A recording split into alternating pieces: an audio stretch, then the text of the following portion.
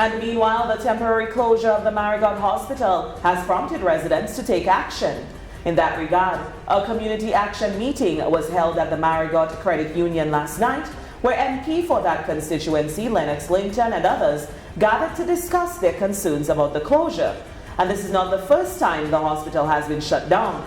Back in 2014, a termite infestation forced authorities to close hospital doors.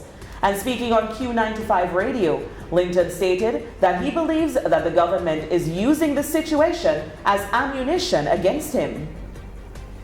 What galls me and what I hope enrages the people of Marigot in particular is the fact that once again we see this criminal enterprise that passes for government in Dominica wanting to use the Marigot Hospital to play politics with the United Workers' Party in general, and more particularly with Linton. So the Marigot Hospital now has become an avenue where they are hoping to embarrass Linton by talking about whether or not he's representing the interests of his constituency. Who does not know the plight that faces the people of Marigot and surrounding communities, having regard to the demise of the hospital, not last month, not last year, but for years now? And based on the meeting in Marigot, Linton indicated that residents want immediate improvements.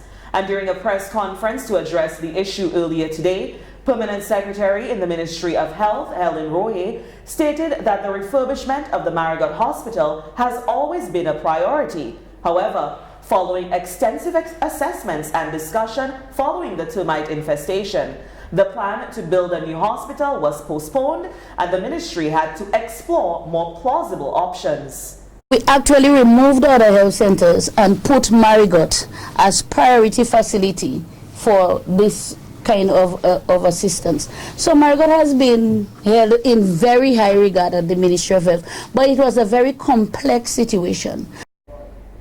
The scope of work, therefore, according to Royer, had to be revised, and it was decided that until the site had been completely treated, the decision was taken not to build a new facility at the location at that time.